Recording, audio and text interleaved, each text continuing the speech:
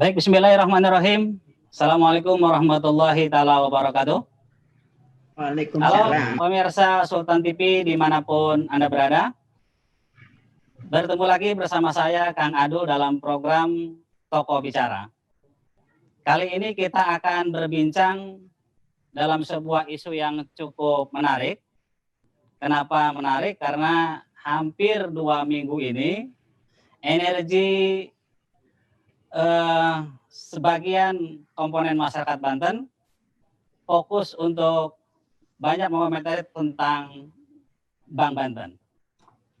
Tema yang akan kita perbincangkan pada saat ini adalah Bank Banten antara cita-cita dan realita. Telah hadir narasumber kita sore ini.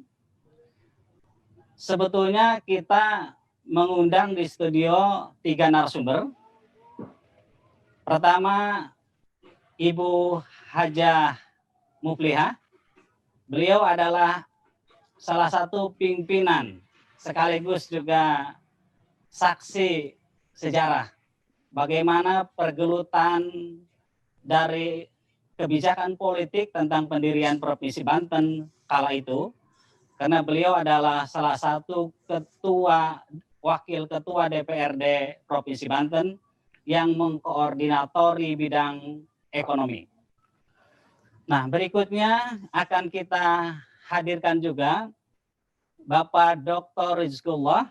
Beliau adalah seorang pengamat, mungkin juga praktisi beliau ini dalam bidang perbankan dan juga perbankan syariah tentunya.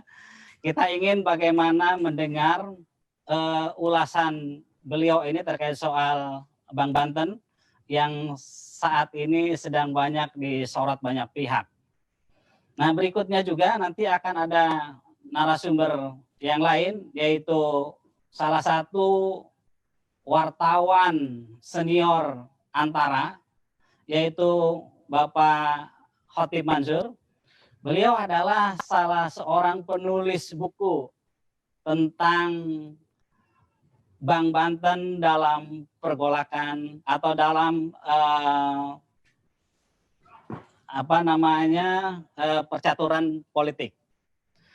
Nah, berikutnya juga saya akan sapa juga nih, ada beberapa tokoh Banten yang juga bergabung dalam bincang-bincang kita pada sore hari ini, yaitu ingin dapat gambaran dari pelaku sejarah nih, bagaimana pada saat itu pergulatan politiknya, karena tentu saja pendirian Bank Banten ini tidak lepas dari kebijakan-kebijakan politik, ya, sehingga akhirnya diputuskan bahwa Bank Banten harus berdiri tepatnya pada tahun 2016 itu. Nah, bagaimana pengalaman Ibu pada saat itu? Ya, tentunya itu ada sebuah dinamika tentunya. Kemudian dibentuknya pansus-pansus yang untuk dari muncul sebuah perda, itu juga pasti ada dinamika yang waktu itu berkembang. Tentunya perbedaan-perbedaan itu ada, baik karena kita waktu itu terdiri dari 10 fraksi ya, waktu awal itu 10 fraksi. Tetapi dalam kata akhir hampir semua fraksi menyetujui begitu. Cuman dulu mungkin ada fraksi ada catatan tertentu. Begitu Kang Adul.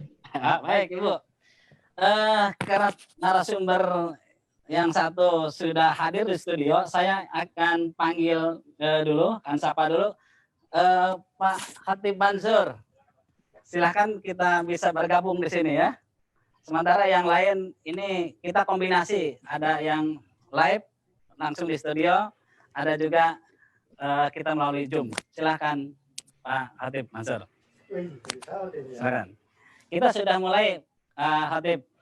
Tadi sudah saya kenalkan nama Pak Khatib sebagai salah satu penulis tentang Bank Banten dalam pusaran politik.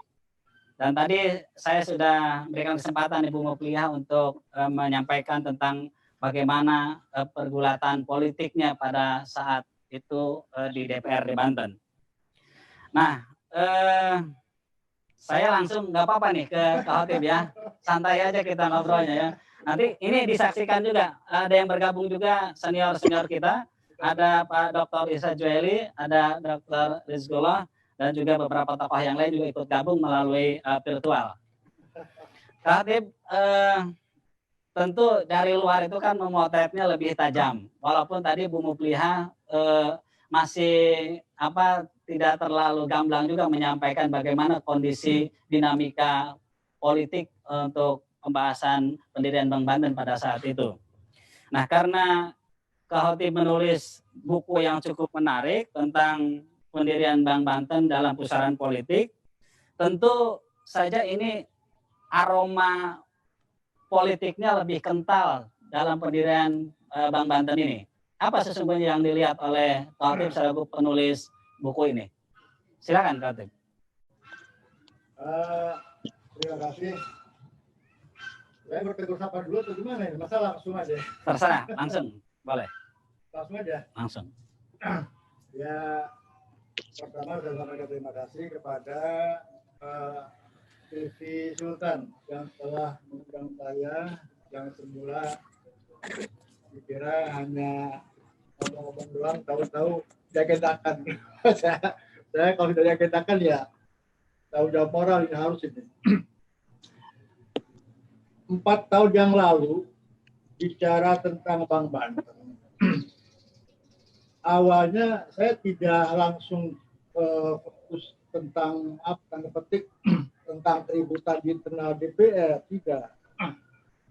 Justru saya itu awalnya tergelitik dengan peralihan nama Bank Pembangunan Jawa Barat dan Banten. Itu awalnya itu.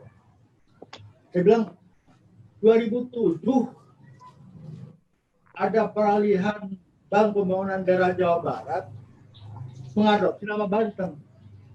Rata-ratanya itu. Karena ingat saya dulu ada beberapa gagasan tokoh-tokoh pengen punya bank di Banten setelah Provinsi Banten jadi. Nah, saya waktu itu nggak langsung connect gitu tuh. Saya abai aja gitu. Tapi setahun kemudian benar berubah nama. Kira-kira 2007-2008 lah berubah nama. Jadi BJB. Saya cari data, ketemu datanya ada di sini. Jadi saya baca dulu nih. Ada perubahan nama dari Bank Pembangunan Daerah mengadopsi nama Banten. Padahal Banten punya hak dan harus punya bank sebagai upaya meningkatkan perekonomian masyarakat Banten. Jadi Bank Pembangunan Daerah menjadi BJB, Bank Jabar Banten. Jadi mengadopsi nama Banten. Nah, dalam rapat umum pemegang saham, hanya saya ketemu nih katanya tuh. Makanya saya bikin buku tuh supaya ada perbandingan. Karena ini berpolitik ini, bank ini. Ternyata Jawa Barat itu berpolitik. Padahal pikir saya itu Pemda Jawa Barat, Banten sudah bisa dari Jawa Barat, biarkan maju, biarkan punya bank. Bank Jawa Barat, biarkan Bank Jawa Barat aja masing-masing gitu kan. Nah, saya di situ, penasarannya di situ saya. Dalam rapat umum pemegang saham PT Bank Pembangunan Daerah Jawa Barat di Bogor, tanggal 3 Juli 2007, sesuai dengan surat keputusan Gubernur DKI nomor 9/63/Kep titik Gubernur Bank Indonesia /2007 tanggal 26 November 2007 tentang perubahan izin usaha atas nama Bank Pembangunan Daerah Jawa Barat menjadi Bank Jawa Barat Banten BJB. Ini saya kok berpolitik tuh, jadi refleks saya, refleks itu. Yeah. Nah dari situ kemudian tidak lama lagi kisruh di di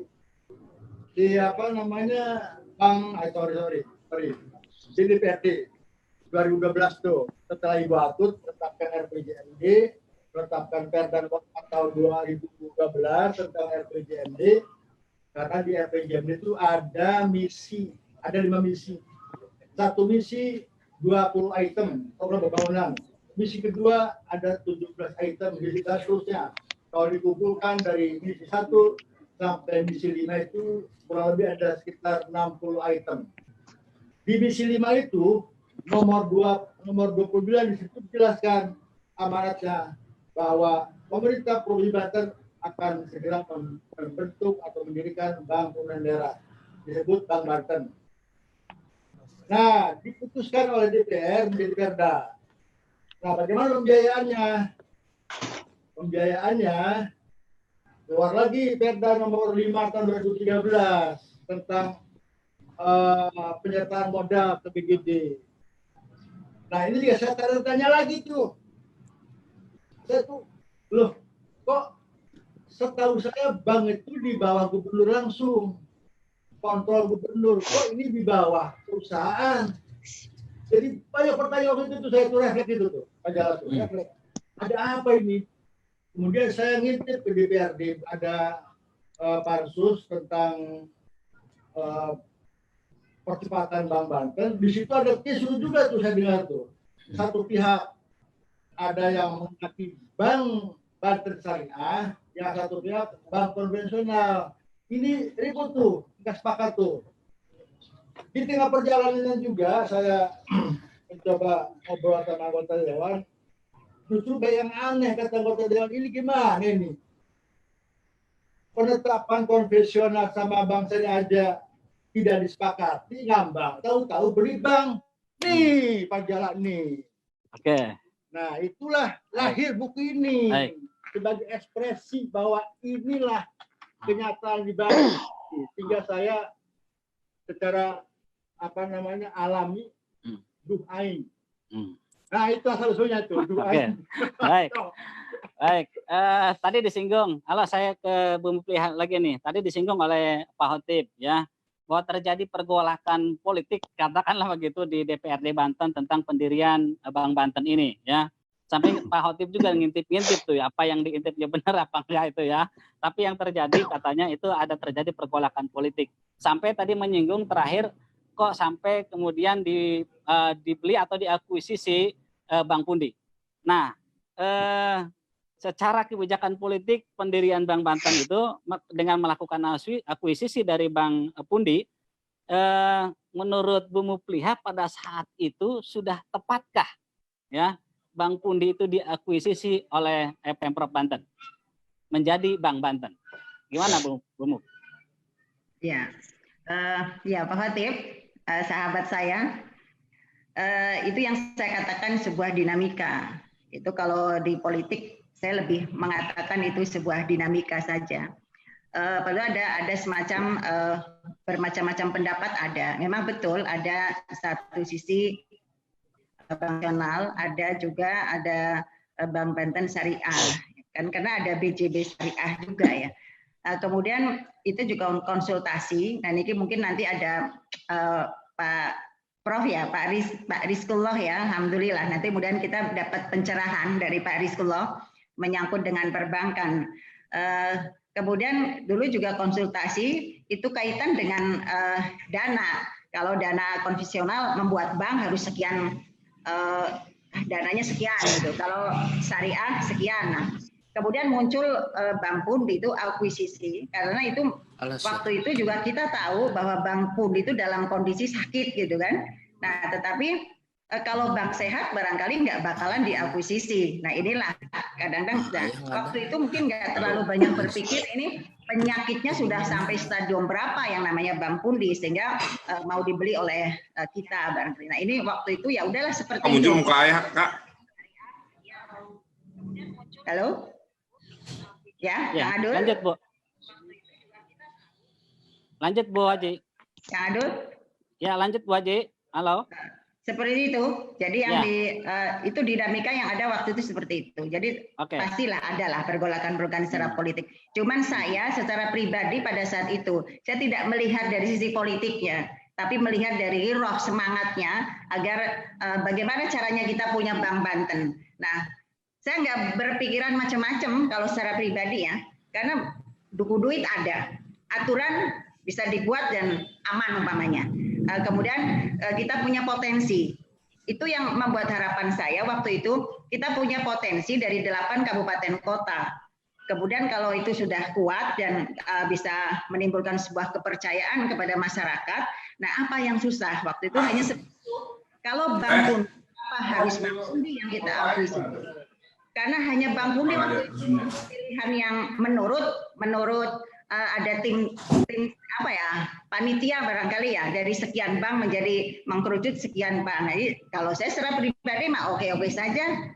Kemudian kalau bank itu sakit, pasti harus diobati. Nah, sakitnya itu sampai tadi saya bilang stadium berapa, saya tidak terlalu paham dengan perbankan. Nah, itu yang sampai menjadikan sebuah apa yang namanya ya, itulah Bank Banten yang biasa bilang sungsang gitu kan. Tapi mudah-mudahan ada harapan untuk ngobatin. Nah, perjalanan ke sini sampai akhirnya ditutup seperti ini ya, masalah ya. Saya sih innalillahi wa inna ilaihi rajiun. Tapi mudah-mudahan harapan ke depan mudah-mudahan ada. Halo. Belum nggak ditutup. Kondisinya seperti ini ya. Kita mau apakan kan seperti itu. Nah, inilah yang mudah-mudahan dari tokoh-tokoh Banten terutama ya, yang ahli di bidang perbankan, dari tokoh yang punya semangat juang yang tinggi, mau seperti apa. Yang jelas Bang Banten itu dilahirkan dengan kondisi sungsang, itu sudah sulit dilahirkan, kemudian juga ada masalah-masalah yang apa ya, jadi agak terkenal kan kemarin. Jadi mudah-mudahan ini ada sebuah solusi seperti apa agar suasana di Banten kebatinannya tidak ricuh, tetapi mudah-mudahan kita sebagai penyejuk yang akan mencarikan solusi terbaik, mudah-mudahan. Jadi saya hanya berpantun ini Pak Adul, tawar bungati masih ditawar belum harga mati. Jadi mungkin ada bank yang seperti apa nanti, mungkin ada pakar-pakar yang hebat. Tetap sekolah biasanya harus banyak belajar kan gitu ya. Baik, gitu. Baik Bu Haji, sebetulnya nanti pantunnya terakhir, tapi jangan lupa terakhir nanti ada pantun lagi ya. Pantunnya jangan dikeluarkan dulu itu sebetulnya. Baik, terima kasih. Saya akan coba menghubungi Pak Dr. Rizqullah. Assalamualaikum Pak Dokter. Waalaikumsalam. Baik, warahmatullahi wabarakatuh. Baik, terima kasih. Gini Pak Dokter, perlu pencerahan juga nih. Kita tahu bahwa pendirian Bank Banten ini usianya masih seumur jagung. Banyak komentar juga dari mulai pendirian, proses pendirian bahkan sampai di 6 tahun ini kondisi Bank Banten tidak cukup menggembirakan. Nah mungkin dari kacamata atau pandangan Pak Dokter, bagaimana melihat keberadaan Bank Banten dari mulai berdiri sampai saat ini? Silakan Pak Dokter. Baik, Pak Moderator dan para narasumber, terima kasih atas kesempatan yang diberikan kepada saya untuk bergabung di forum ini. Saya kira ini forum yang sangat bagus dan ini yang kedua, forum kedua setelah sekitar hampir 2 jam sebelumnya saya juga baru Zoom meeting dengan topik yang kurang lebih sama. Di fraksi Gerindra ya, saya mantau juga tuh. Iya. Oke. Kita diskusi juga di PUB. Baik. Lanjut Pak Dokter. Kan judulnya itu kan antara cita-cita dan kenyataan. Dan realita, ya. Ya, dan realita atau kenyataan, ya. Cita-cita saya kira sama dengan Bu Mufliah juga, dengan kita semua yang lain, bahwa bagaimana Bank Banten setelah menjadi provinsi punya bank sendiri, ya kan? Tidak nyusuin aja gitu, tidak nyusu ke bank yang lain gitu. Nah, tetapi kita kalau saya sebagai orang Banten, di mana Banten itu terkenal daerah religius, motonya iman dan takwa, dan sekarang akhlakul karimah gitu kan, ya tentu kan harus sejalan dengan ajaran Islam, ya kan. Nah, ajaran Islam itu sudah lengkap dan sekarang namanya Bank Islam itu sudah berkembang sangat pesat gitu ya. Jadi kalau saya ditanya, tentu cita-cita saya sih bagaimana Bank Banten punya bank syariah. Ah, Sejalan dengan girohnya Bu Muflihah tadi. iya, iya, Kalau iya, bicara iya. kalau bicara giroh Ah, kan giroh iya. keislaman kan gitu ya. Betul, betul. Artinya agar kita dalam berhidup ini betul-betul kafah gitu. Jadi dalam bertransaksi, jual beli, berusaha gitu kan, berniaga dan sebagainya itu ya secara Islam. Islami. Nah, sementara bank konvensional itu kan sudah berdasarkan fatwa MUI, bunga bank itu sudah tidak dibolehkan lagi. Ya. Ya, nah, cuma kan sekarang sudah kejadian, ya kan, ya, sudah gitu. Ya apalagi yang sudah kita punyai, ya kita harus syukuri. Nah, ya. Ya. Cuma saya sebenarnya terus terang tidak tertarik untuk bicara tentang masa lalu, ya. Oke. Ya, ya. Ya, tetapi memang perlu mengetahui itu, tapi sekedar untuk kita diketahui, bukan untuk diperdebatkan. Betul, betul. Ya, karena hanya menghabiskan waktu saja nanti. Ya. Ya. Nah, Energi jadi kita perlu terkuras, ya. Nah, yang penting kita perlu tahu saja seperti yang disampaikan Bu Muflihah tadi, memang Bank Banten itu ex Bank Pundi yang sakit. Ya. Saya sudah lihat itu kerugian di tahun 2015 itu 330 miliar, ya. Nah, Juni 2016 ya. Jadi setengah tahun itu, jadi beberapa bulan sebelum mau dibeli nih sama Pemprov, itu rugi 190 miliar. Kalau dikalikan 2, itu kan sekitar 380 setahun, ya kan? Tapi kenyataannya akhir tahun 2016 itu ruginya 400. Ya, 405 miliar.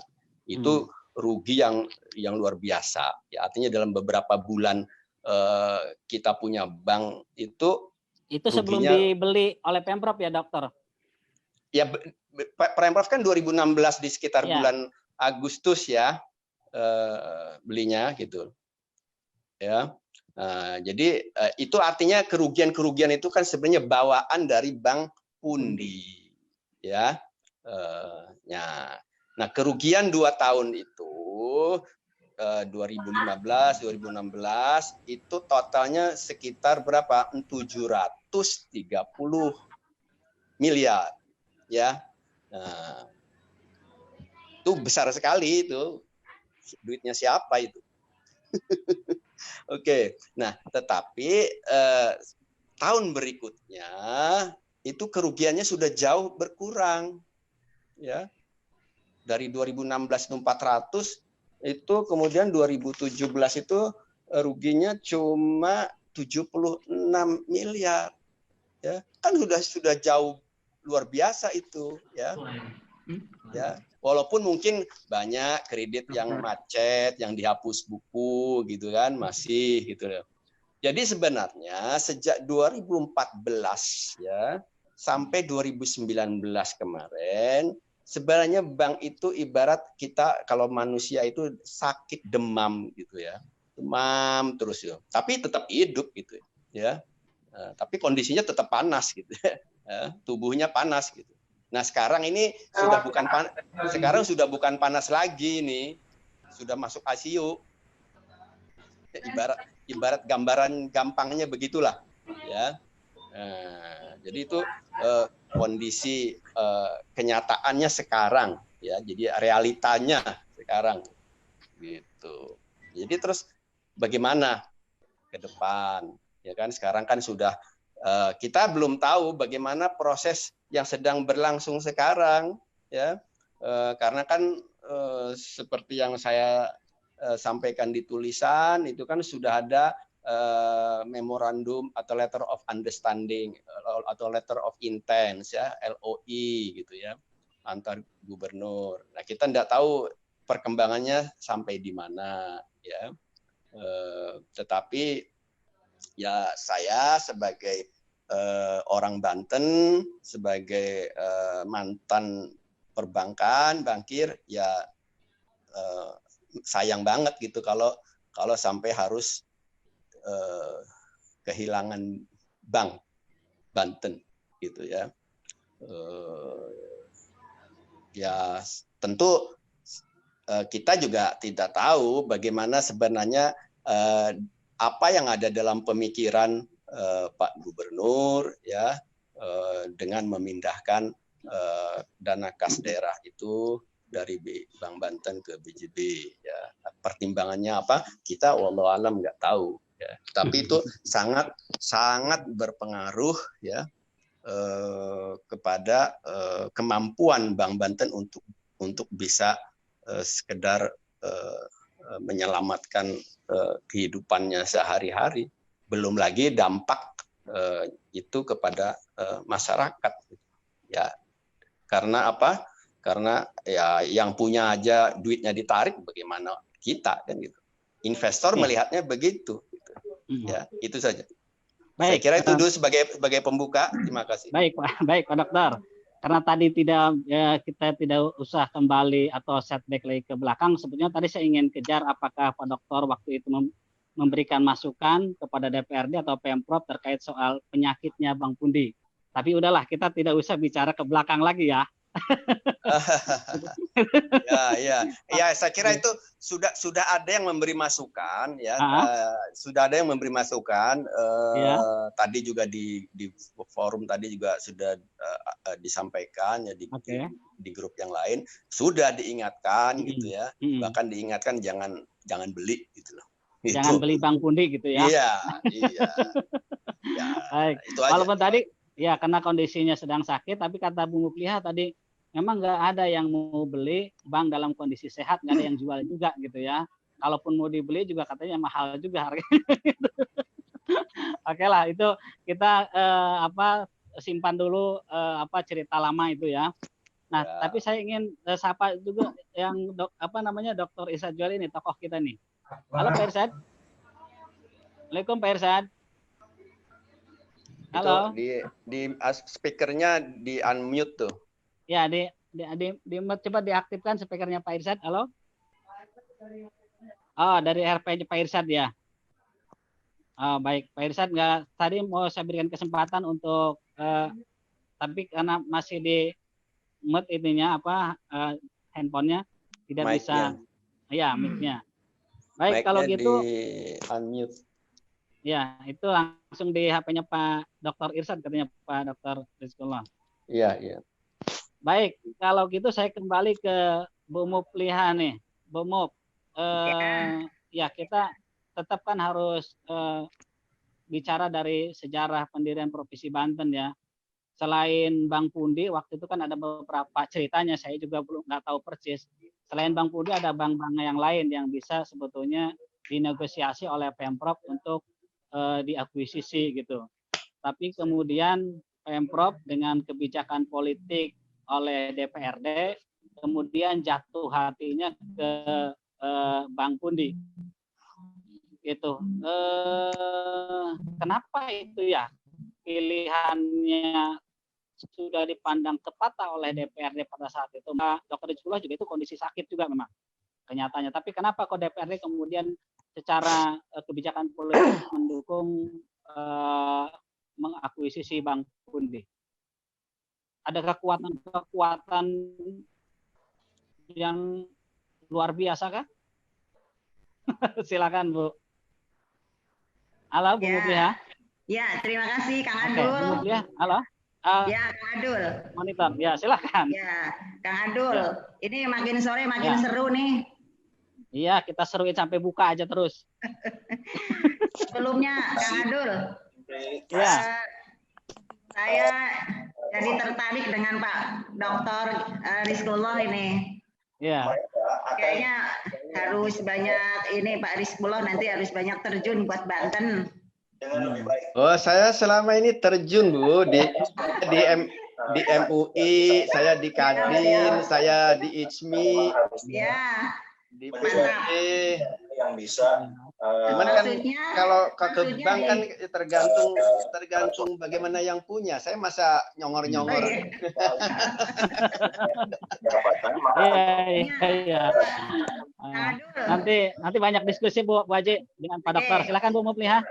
Ya, Kang Adul, yang jelas saya kayaknya satu kebatinannya nyambung dengan Pak Rizkullah ini.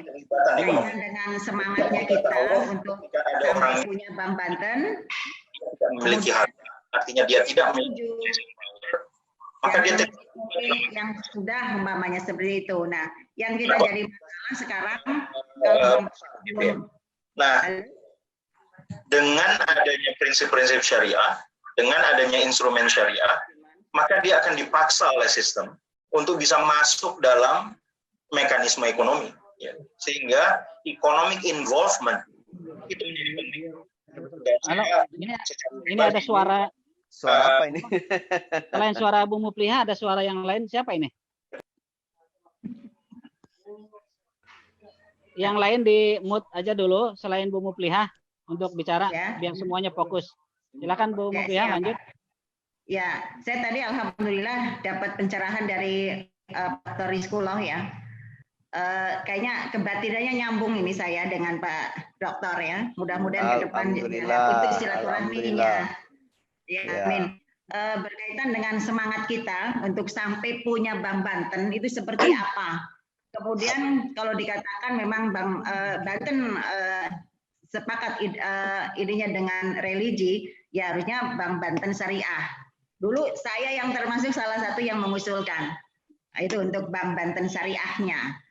Kemudian dari gejolak-gejolak yang dulu pernah. Nah, kemudian kalau yang kembali ke sekarang, kita sudah berbicara realita. Cita-cita oke lah, semua punya cita-cita. Realitas sekarang seperti ini kenyataannya. Nah, seperti apa nih harusnya kita ngambil kalau ibaratnya benang rucek gitu ya, kan mungkin harus diurai satu-satu seperti apa. Kalau ini bukan berarti sudah harga mati, mau tutup, berarti masih ada harapan. Masih ada harapan Bank Banten ke depan mau seperti apa. Dan kalau mau diobatin juga mau diobatin seperti apa. Tetapi kalau saya melihat dari satu sisi ke manajemennya, secara administrasinya juga harus lebih terbuka dan lebih profesional. Seperti itu kali Kang Adul nih. Kalau kemudian sekarang kan ada ke LOI-nya ke Bank Jabar Banten BJB ya untuk daerahnya. Nah, ini juga kalau secara politis, saya perkembangannya nggak terlalu ikut ini yang sekarang nih Kang Adul. Halo. Baik. Nah, masih. Besok mangga. Halo Kang Adul. Oke, lanjut. Masih. Cukup. Ya, sementara cukup dulu lah. Oke, yang lain dulu itu. Baik, saya ingin sapa nih tokoh Banten. Pak Dr. Irsyad Joeli udah bisa ini monitor kita. Udah bisa nyambung. Ini masih ada ininya speakernya yang di-mute. Bisa dihidupkan, diaktifkan Pak Irsyad. Halo Pak Irsyad. Pak Irsyad kayaknya nggak monitor lagi ya? Manteng aja tuh. Iya. Oke, baik, saya kembali ke Pak Dokter dulu nih ya, Pak Dokter Rizkullah. Pak Dokter, tadi disinggung sudah mulai mepet ke persoalan internal Bank Banten. Dari sisi tata kelola atau manajerialnya, apakah karena memang satu alasannya karena memang Bank Banten dari awal sudah sakit, tapi apakah memang bukan karena kan sakit itu masih bisa untuk disehatkan. Nah, yang menyehatkan ini ternyata tidak terlalu meyakinkan, dalam ini adalah manajemen Bank Banten. Bagaimana Pak Rizkullah melihat tata kelola Bank Banten yang sudah 6 tahun bahkan berjalan? Ya, sebenarnya bukan 6 tahun ya. Kalau ngitungnya dari 2016 itu kan cuma baru 3 tahun, Oh. Iya, kan 17, 18, 19, ya kan? Baru 3 tahun ya, 3 tahun setengah lah. Iya, 3 tahun setengahan itu ya, belum bayi apa-apa. Ya, belum apa-apa lah. Ya memang begini, mengenai manajemen ya tentu di manajemen ini kan ada direksi, ada dewan komisaris. dua organ ini sebenarnya yang seharusnya bisa saling mengisi, saling melengkapi, ya, saling bahu membahu dalam upaya memperbaiki kondisi Bank Banten yang sakit, ya. Ya, dalam tahap tertentu apa yang terjadi itu memang sudah merupakan prestasi, ya, yang dilakukan oleh bank manajemen itu sebenarnya sudah menunjukkan hasil, ya, karena terbukti misalnya yang seperti saya katakan tadi, laba atau rugi itu kan menurun jauh, ya. Itu kan satu prestasi juga yang harus kita apresiasi, ya kan. Karena dari 400 miliar itu hanya tinggal 76 miliar gitu ruginya, itu kan jauh sekali gitu, ya. Kemudian tahun berikutnya tahun 2018 cuman sekitar 100, ya kan, itu kan sedikit gitu loh, ya. Permasalahannya kenapa ini tidak kemudian langsung hilang kerugian ini, ya karena pada 2017 itu Bank Banten sudah kekurangan modal, ya. Dan di usaha perbankan, bisnis perbankan itu masalah permodal diatur ketat oleh otoritas, dalam hal ini OJK. Iya, ya, itu harus mencukupi permodalannya. Itu sudah ada hitung-hitungannya, ya. Nah, 2017 itu modal minimum lah istilahnya itu, atau istilahnya CAR, ya, atau capital adequacy ratio begitu, ya. Yang dibutuhkan itu di Bank Banten hanya 10%, ya. Itu sudah tidak mencukupi untuk Bank Banten bisa mengembangkan bisnisnya, untuk memberikan kredit-kreditnya gitu ke masyarakat gitu, ya. Udah nggak cukup gitu loh, ya. Harus dapat infusan, ya. Udah, ya. Harus diinfus. Iya, sementara kredit-kredit yang sedang berjalan itu juga kan masih ada yang bermasalah, ada yang macet, ada yang dihapus, ya, dihapus buku. Nah, hapus buku itu ya akan menambah kerugian gitu loh. Ya. Nah, kemudian juga manajemen Bank Banten belum mampu menghimpun dana murah di masyarakat. Yang ada itu dananya dana mahal berupa deposito. Oh iya. Dana tabungan itu masih sangat kecil, cuma 500-an miliar gitu. Iya. Sangat kecil gitu. Jadi kurang gesit ya sebetulnya. Ya, di situ kurang lincah. Kurang ada kemampuan. Di satu sisi kredit yang menjadi sumber pendapatan itu banyak bermasalah, ya kan, sehingga pendapatan bunganya itu kecil. Di sisi lain dana masyarakat yang dihimpun itu mahal harganya, sehingga harus membayar bunga kepada nasabah deposan itu juga tinggi, ya. Sehingga marginnya tipis banget gitu, ya. Belum lagi juga biaya operasionalnya atau tingkat efisiensinya, ya. Walaupun tingkat efisiensinya itu sudah jauh lebih baik gitu, ya, dari tahun sebelumnya. Kalau tahun 2015 itu Juni itu 180, 2016 itu 195%, dan 2017 itu 117. Jadi sudah turun jauh, ya, dari 195% ke 117. Tetapi itu masih belum bagus untuk ukuran standar bisnis bank.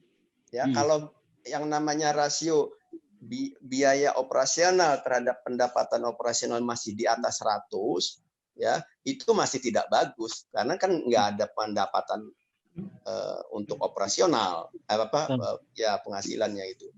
Nah, itu juga masih perlu usaha untuk menekan itu sampai mungkin katakanlah di sekitar 80%, 70% gitu loh. Baru Baik, Pak Dokter, selain kurang gesitnya bagaimana menghimpun biaya murah, ada disinyalir juga kurang lincahnya dari aspek komunikasi politik, ya, baik itu dengan pemerintah daerah dalam hal ini Pemprov, juga DPRD, bagaimana suntikan itu bisa mengalir kalau ternyata memang komunikasi politik yang dilakukan oleh manajemen itu kurang meyakinkan pengambilan keputusan dari Pemprov dan juga DPRD.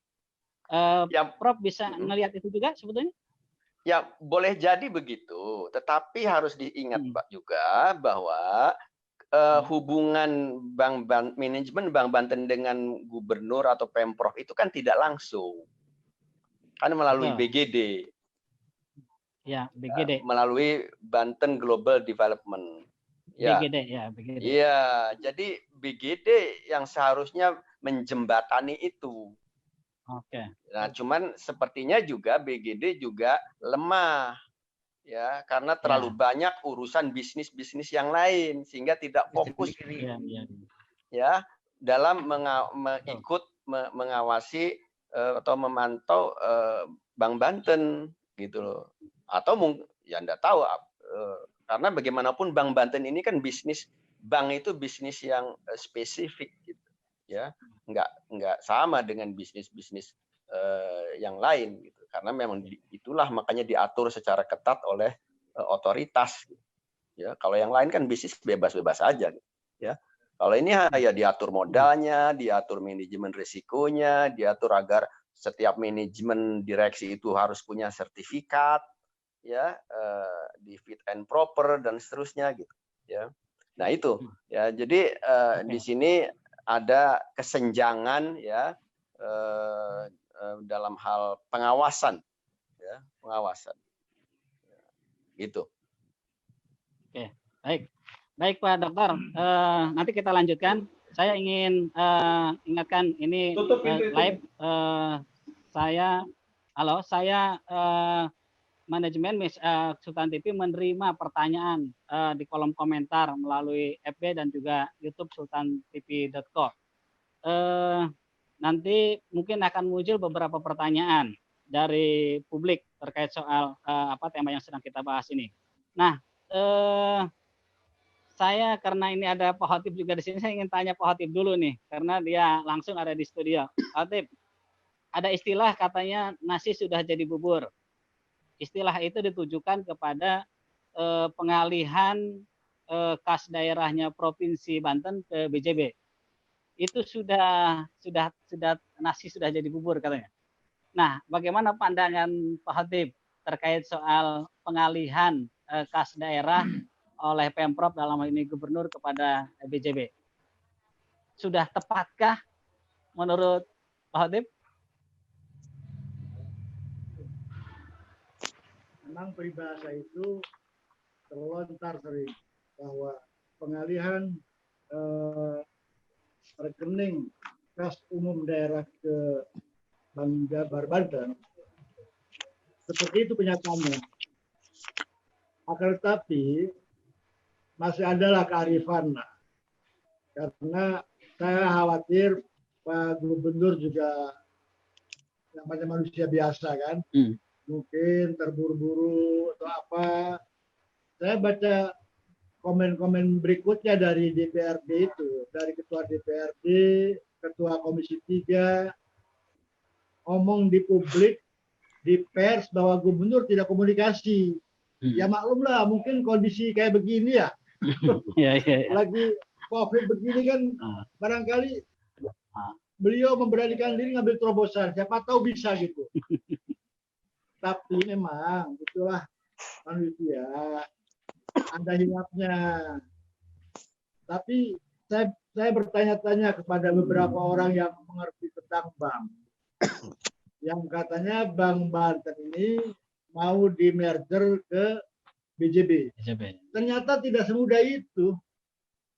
Jadi dengan proses panjang itu, Ketua DPRD berharap Pak Gubernur kembali lagi gitu tuh. Kembali lagi kas daerahnya ke Banten. Oh. Itu. Kalau menurut Pak Khotib memang harus kembali atau tetap di BJB? Ya itu soal itu kebijakan ya. Iya. Tetapi perlu ada musyawarah yang benar-benar nih. Kan Fahotin katanya mah, diatur, kan katanya Fahotinnya diaturnya di tidak sud, ada. Pak. Fahotin mah di Katanya, sud, Pak. Oh, iya, kan iya. katanya tidak ada aturan juga harus minta persetujuan DPRD. Ya itu dia makanya. Ini kan kita berpemerintah. Pemerintah itu kan harus ada persetujuan dewan. Saya katakan tadi, mungkin ya Pak Gubernur dengan dalih bahwa kas daerah tidak bisa dicairkan. Begitu juga jatah sosial untuk kabupaten dan kota yang seharusnya dibayarkan oleh Bank Banten ternyata tidak. Beliau khawatir gitu tuh. Ya. Sehingga sebagai gubernur punya kebijakan tersendiri bermaksud menyelamatkan. Ya, artinya tepat dong itu tindakannya. Ya tindakan soal tepat dan tepat saya nggak ngerti ya. Ini soal bank soalnya nih. Baik. Bank itu kan Oke. perlu ada Baik. proses itu. Baik, Pak Hatip. Gitu. Oke, saya ingin sapa nih salah satu anggota DPRD Provinsi Banten yang sekarang sedang duduk di DPRD Banten. Halo Kang Ahmad Jajuli Abdillah. Halo Kang Jajuli. Speakernya bisa diaktifkan dulu speakernya. Speakernya diaktifkan dulu. Saya ingin minta komentarnya Kang Jajuli ya. Baik, Waalaikumsalam warahmatullahi wabarakatuh. Kang Jajuli kelihatannya sih masih di kendaraan ini ya. Tahu dari Tangerang ke Serang atau dari Serang ke Tangerang ini. Arah Serang, Kang Adul. Arah Serang. Luar Arah Serang biasa, ya. Kang Adul ini sore Baik. ini. Selamat sore buat semua. Baik, selamat sore juga. Kita ngobrol santai saja karena kita sambil ngabuburit ya, menunggu waktu berbuka. Kang Jajuli, tadi dikomentari juga oleh Pak Hatip, sampai ada kata-kata mungkin ya, namanya juga mungkin bisa enggak, bahwa Pak Gubernur ada hilap gitu, mengalihkan kas daerahnya ke BJB. Bahkan ada desakan, bukan ada beberapa komentar katanya dari anggota DPRD Banten, coba kembalikan lagi ke BJB, ayo kembalikan ke BJB. Nah, karena Kang Jajuli anggota aktif sekarang, bagaimana komentar terkait soal pengalihan Kasda Banten ke BJB? Apakah itu sudah tepat atau perlu dialihkan seperti komentarnya tadi Kak Hatip? Silakan Kang Jajuli. Makasih, Adul. Sebelumnya saya mau menyapa dulu para senior ini. Semua, Pak Irsan, Bu Mupliha, Pak Dr. Jul, Bang Hatip ya, dan semuanya. Adul luar biasa ini, sangat memprovokasi di sore hari. Enggak, kita ngobrol santai, enggak ada provokasi. Enggak, saya tidak dalam kapasitas menjawab tepat nggak tepat, tapi yang jelas memang tadi luar biasa pencerahan dari Pak Dr. Iqbal kaitan dengan uraian bahwa banyak sekali variabel yang terikat di soal perbankan Banten ini. Tadi terbuka keywordnya soal ada BGD. Jadi publik selama ini nggak tahu bahwa hubungan Bank Banten dengan Pemprov Banten ini nggak langsung. Ini ada semacam holding ya, Bank Banten, BGD adalah holding dari Bank Banten.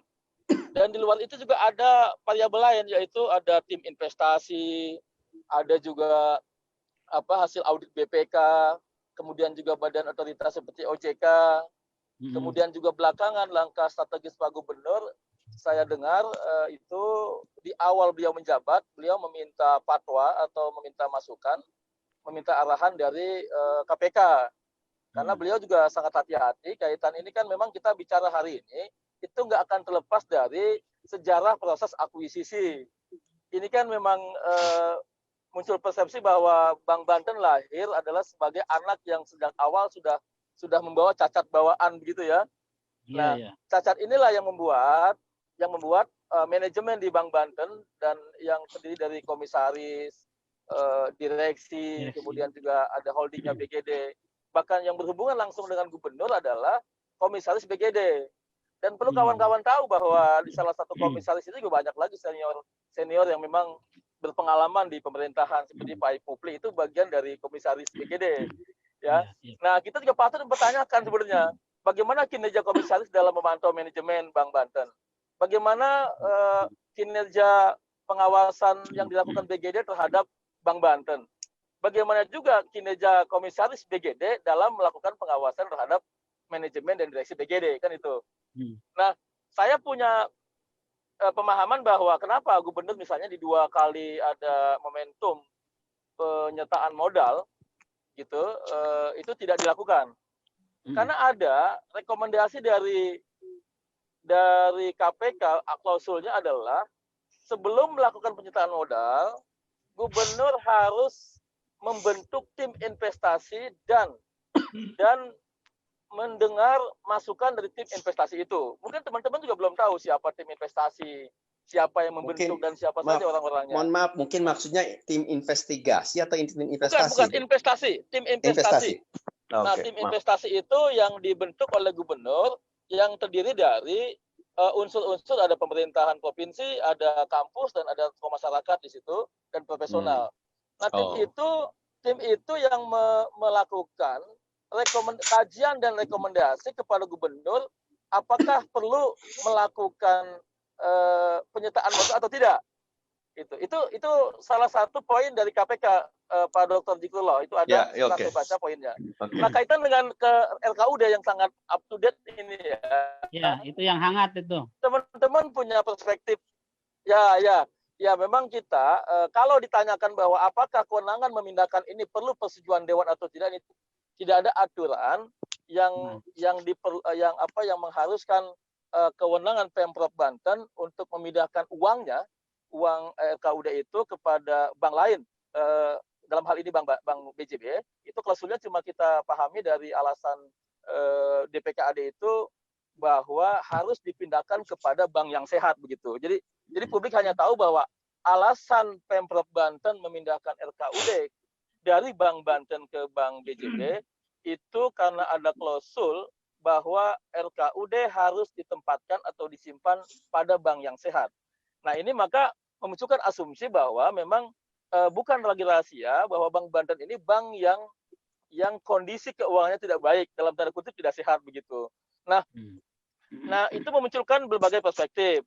Nah, teman-teman dewan kan memang lembaga politik ya, Bang Khotib, ada banyak motivasi dan cara pandang kacamata melihat persoalan begitu.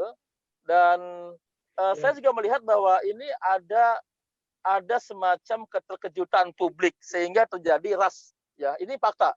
Bahwa terjadi ras ini fakta, Kang Adul. Ya, betul. Dan saya pun bagian dari korban itu ya. Dan semua saya nggak ikut antri seperti teman-teman yang lain di ATM. Nah, kedua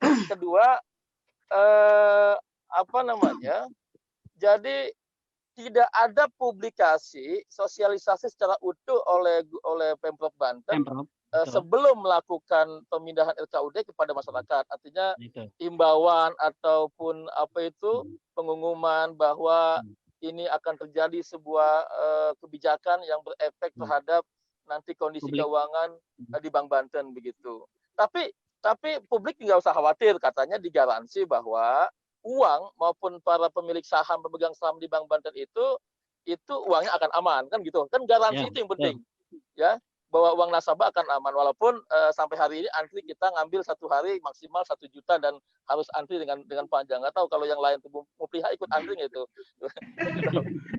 Nah, kayaknya udah ditarik duluan kalau Mupliha. Ini yang kita kritisi juga, Kang Adul. Ini saya kritisi kepada para pejabat di Pemprov Banten. Di satu sisi masyarakat nasabah dihimbau untuk jangan tegang, jangan panik, dan jangan ngambil besar-besaran uangnya. Tapi di sisi lain saya juga melihat dan merasakan betul, mendapat informasi juga bahwa ada beberapa pejabat yang justru buru-buru ngambil uangnya di Bank Banten gitu. Nah, ini seperti konsisten dalam inkonsistensi. Ini bicara individu ya. Individu. Berarti tidak percaya ke OJK ya, Pak? Makanya Bang Dzikrullah ya. Jadi di satu sisi masyarakat dihimbau untuk jangan panik dan jangan mengambil besar-besar uangnya di Bank Banten. Di sisi yang lain, saya mencatat ada beberapa pejabat ya, saya nggak akan sebutkan di sini. Dia gopo-gopo begitu mengambil uangnya karena tahu lebih dulu bahwa akan terjadi perpindahan LKUD. Dia lebih dulu menyuruh stafnya untuk ngambil ke Bank Banten gitu. Ini kita kritisi. Tapi kita karena ini otoritas kebijakan Pemprov, kita menghargai dan kita memahami bahwa ini langkah terbaik yang diambil oleh Pemprov dalam rangka untuk menyelamatkan uangnya yang ada di Bank Banten. Nah, kaitan dengan kondisi hari ini, Kang Adul. Ini Kang Dzikrullah mungkin pernah baca nggak ada Perpu nomor 1 tahun 2020 terkait dengan ini yang menjadi payung hukum bahwa OJK sebagai badan otoritas yang sangat independen ini memiliki kewenangan memaksa untuk melakukan merger bank-bank yang dianggap tidak sehat begitu.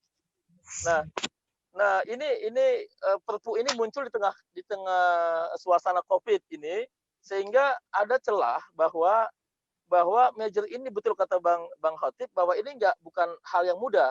Kalau pendekatannya B2B, business to business, tentu ini ada yang diuntungkan, ada yang dirugikan kan gitu. Maka ini prosesnya akan lama. Nah, tentu saja kalau sudah masuk dalam mekanisme keuangan perbankan, maka BJB pun akan detail untuk mengajukan syarat-syarat bagaimana bentuk mergernya begitu, Kang Adul dan teman-teman. Nah, cuman ini kan ada fasilitas, bahkan sudah ada dalam tanda kutip intervensi dari presiden gitu, walaupun presiden tidak bisa mengintervensi OJK, tapi sudah ada arahan dari presiden bahwa ini ini bukan hanya soal Bank Banten, ini soal perbankan secara umum di Indonesia. Artinya ketika dihadapkan pada ini cerita Pak Gubernur ya, cerita yang ikut di istana, Kang Adul, bahwa dihadapkan 2 gubernur, 2 direksi Bank Banten dan Bank BJB di hadapan Presiden, ada OJK, ada Menteri Keuangan, ada Mendagri dan lain-lain, bahwa ini perlu diselamatkan, begitu. Ini perlu dilakukan semacam langkah-langkah penyelamatan. Langkah penyelamatan itu dalam perspektif Pemprov melakukan merger, kan itu. Nah, ini yang mau kita kejar. Ini yang mau kita kejar, sejauh mana, sampai di mana, apa poin-poinnya, sejauh mana OJK dan sebagainya ini melakukan fasilitasi dan pemaksaan dalam tanda kutip kaitan dengan 2 bank Banten dengan BJB ini. Itu yang akan kita kejar, Kang Adul. Jadi bukan lagi tidak lagi urgen kita memperdebatkan bahwa itu tepat tidak tepat penarikan itu, dan juga saya tidak melihat urgensi bahwa harus ditarik lagi LKUD-nya dimasukkan lagi ke Bank Banten karena nggak ada garansi juga untuk bisa lebih menyehatkan, karena ini sakitnya sudah sangat akut. Betul kata Bang Dr. Dzikrullah bahwa ini ibarat pasien ini sudah ada di ruang ICU ya, dengan kabel-kabel selang-selang yang dibantu napasnya gitu, gerak tubuhnya. Jadi kalau dicopot selangnya itu apa itu istilahnya itu kolab ya. Jadi dia napas dia itu dibantu dengan selang-selang infus darah lagi, cuci darah lagi gitu. Jadi emang dibilang hidup ya ini masih ya hidup gitu ya, tapi setengah mati atau setengah hidup ini saya nggak tahu nih istilahnya di Saya nggak begitu memahami istilah-istilah perbankan. Yang jelas itu, dan saya lihat dari sisi aturan tidak ada komunikasi yang melanggar aturan yang dilakukan oleh Pemprov Banten dalam hal gubernur kepada Dewan. Bahkan ada terakhir ketika pinjaman 800 miliar pun itu ada surat pemberitahuan Bu Mupliha ya, jadi ada surat tembusan, alasan-alasan, argumentasi segala macam itu ada tembusannya. Kemudian juga dari sisi komunikasi politik mungkin punya perspektif masing-masing begitu. Tapi pada saat terjadi rapat terakhir Rapim dengan melibatkan pimpinan fraksi dan pimpinan dewan, itu sudah clear argumentasi Pak Gubernur disampaikan. Kemudian juga masukan-masukan dari tiap fraksi-fraksi juga disampaikan pandangan-pandangannya. Jadi kita tunggu nih, kita dorong terus Kang Adul dan teman-teman supaya proses merger ini, dan kita juga bangga kalau memang ini goalnya adalah Bank Banten Syariah begitu ya, sesuai dengan identitas kita yang sangat religius, dan mudah-mudahan ini bisa berjalan lancar ke depan. Oke, Kang. Terima kasih. Amin. Baik. Kang, saya kembali ke Dr. Rizkullah. Ya. Katanya kita udah sekarang bagaimana mengawal proses mergernya saja. Tidak usah harus berpikir soal bagaimana mengembalikan lagi itu kas daerah dari BJB ke Bank Banten. Kita sempat barangkali perlu saya kasih catatan ya. Silakan. Untuk supaya kita paham apa itu merger ya. Apa itu penggabungan ya. Bahwa kalau bank itu di-merger ke bank yang lain, berarti bank yang di-merger itu akan nggak ada lagi. Jadi tidak ada lagi yang namanya Bank Banten atau sekalipun Bank Banten Syariah, nggak ada itu. Yang ada adalah Bank BJB. Jadi Bank Banten yang ada di Banten ini itu akan namanya menjadi Bank BJB namanya gitu loh.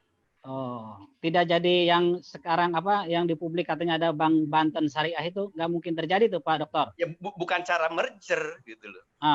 Bukan cara yang seperti yang sekarang sedang diusahakan oleh gubernur. Kalau gubernur dengan letter of intent antar gubernur itu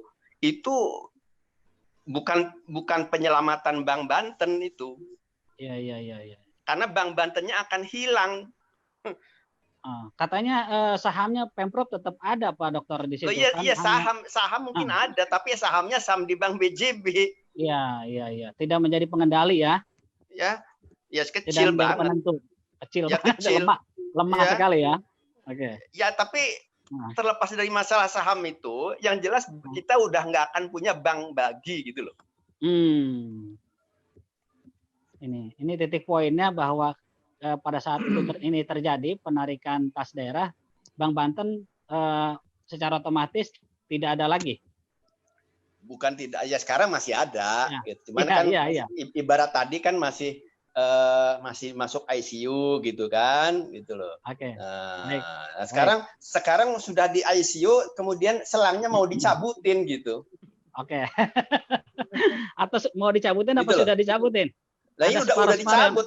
Udah selang yang gedenya udah dicabut gitu loh. Oke, baik ya. Kita baik kan mematikan Bank Banten namanya. Iya. Mematikan. Ya. Jadi penyelamatan itu istilah penyelamatan itu menjadi kabur. Ambius. Ya, ambigu ya. Bahkan bisa misleading kepada masyarakat. Ya. Karena sebenarnya hasil akhirnya dari penggabungan atau merger itu Bank Banten akan hilang. Akan tutup ya. Iya. Terus luar biasa. Baik, Dokter dan para narasumber yang lain serta yang sudah bergabung di dialog kita pada kali ini. Karena waktu ini kita sudah hampir 1 jam lebih. Kalau kita mau tuntaskan itu belum tentu tuntas sampai kita selesai sahur nih kayaknya ya. Tapi karena waktu juga kita akan berikan kesempatan terlebih dahulu untuk closing statement untuk beberapa narasumber. Saya akan persilahkan terlebih dahulu Ibu Hajah Muplihah dulu. Silahkan untuk kata-kata penutup. Ya, terima kasih. Mudah-mudahan ini awal yang baik silaturahmi kita. Cuman kalau boleh sedikit kembali ke belakang, itu sebetulnya Bank Banten kalau memang kondisinya masih di ICU, Kang Adul ya, selangnya mudah-mudahan jangan keburu dicabut. Jadi perlu juga disuntik lagi umpamanya dengan dokter yang piawai dan yang paling hebat gitu. Itu kalau mungkin mau bicara harapan. Tapi kalau untuk menumbuhkan kepercayaan ini kita agak sulit. Karena kemarin waktu pembentukan itu saya punya potensi harapan itu 8 kabupaten kota itu bisa gabung semua dengan potensi yang ada PNS dan semoga kerjaan proyek-proyek pembangunannya. Tapi kan itu sudahlah kemarin katanya. Jadi harapan saya ke depan mudah-mudahan masih ada mujizat kali ya. Kalau Bank Banten ini meskipun sakitnya sudah belum terakhir, kalau memang Allah masih menghendaki bahwa Provinsi Banten masih ingin punya bank yang mungkin diharapkan oleh kita semua, dan kata saya dari awal ini semoga semangat yang ini, jadi saya sebenarnya agak sedih ya kalau Bank Banten sampai mati tidak ada namanya lagi, tapi mudah-mudahan ada keajaiban sendiri, kemudian kepikiran para tokoh di bidang masing-masing dan mengenai Bank Banten apa itu namanya, mudah-mudahan itu namanya harapan. Orang kan boleh, harapan kita nggak boleh pesimis, tapi harus optimis. Terakhir mungkin saya hanya berpantun sedikit. Nah, itu yang saya tunggu tuh. Ayam kalasan enak dimakan. Terima kasih atas obrolan di Sultan. Semoga silaturahim bisa berkelanjutan. Amin. Terima kasih semuanya. Assalamualaikum warahmatullahi wabarakatuh. Assalamualaikum warahmatullahi wabarakatuh. Wajah Muplihah. Selanjutnya Pak Dr. Rizqullah, ada closing statement-nya, silakan. Ya, kita sebagai umat beragama tidak boleh pesimis kan. Ajaran mengajarkan kita harus optimis. Ya, dalam kondisi apapun. Nah, untuk memberikan memberikan gambaran optimisme ini, saya kasih contoh mengenai orang di Amerika, ya, saya kira sudah juga viral itu videonya, yang dia mempunyai pasukan dengan ratusan kendaraan sebagai penyelamat korban COVID-19 di sana. Tapi ternyata dia sendiri terkena, gitu. Ya, terkena sampai harus dia masuk ya udah positif, kemudian sudah nyaris meninggal. Ya, nah seperti Bu Mukhliah tadi katanya ada keajaiban, ya. Nah, ternyata kemudian karena orang ini memang sangat sosial, ya, menolong orang, ya, dengan uangnya sendiri, gitu, ya. Ternyata dia bisa sembuh, ya. Begitu udah sembuh total, kemudian bergabung lagi dengan rombongannya, itu disambut ratusan kendaraan, dielu-elukan sebagai pahlawan.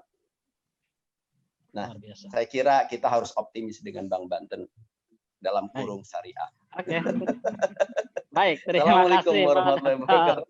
Waalaikumsalam warahmatullahi wabarakatuh. Baik, terakhirnya ada Kak Hatip di studio. Silakan closing statement-nya, Pak Hatip. Terima kasih. Suasana Ramadan ini semua ingat dengan hadis Rasulullah SAW. Qama Ramadan imanan wa ihtisaban ghufira lahu ma taqaddama min dhanbi. Jadi apa yang disinggung oleh Ibu Mukhliah, saya sama pendapat begitu. Mudah-mudahan pemimpin di Banten ini, termasuk Pak Gubernur Jawa Barat, Gubernur Banten, menemukan solusi yang terbaik tentang Bank Banten ini. Kita tunggu bisikan dari langit. Apapun keputusannya, apakah nanti kemudian betul Bank Banten di merger, setelah 3 bulan diuji ternyata ditarik di Bank BJB, ya kita terima apa adanya. Itu sudah kenyataan, mau apa lagi gitu. Memang usaha berjalan. Saya kira DPRD Banten pun ada usaha, OJK pun ada usaha. Tapi kalau misalnya kenyataannya nanti seperti itu, ya sudahlah. Yang penting masyarakat Banten sejahtera. Oke. Itu aja. Baik. Terima kasih. Baik. Oke, terima kasih para narasumber. Ada Pak Dr. Rizkullah, ada Ibu Mukhliah, dan juga Pak Hatip, serta teman-teman yang ikut memantengin siaran sultantv.co ini. Dan siaran ini bisa ditonton di live fanpage Facebook dan YouTube sultantv.co. Saya Kang Adul, tentunya sama seperti yang disampaikan oleh para narasumber, kita tetap harus memiliki optimisme, ya. Ada cita-cita, ada realita, tapi kita tidak boleh kemudian tenggelam dan menyerah dengan keadaan ini. Terima kasih, mudah-mudahan Bank Banten tetap eksis, semakin maju sesuai dengan harapan kita semua. Tidak boleh mati. Sekali lagi, tidak boleh mati. Terima kasih. Sekali lagi saya sampaikan terima kasih.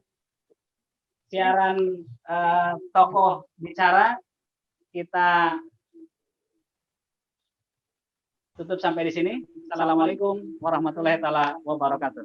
Waalaikumsalam warahmatullahi wabarakatuh.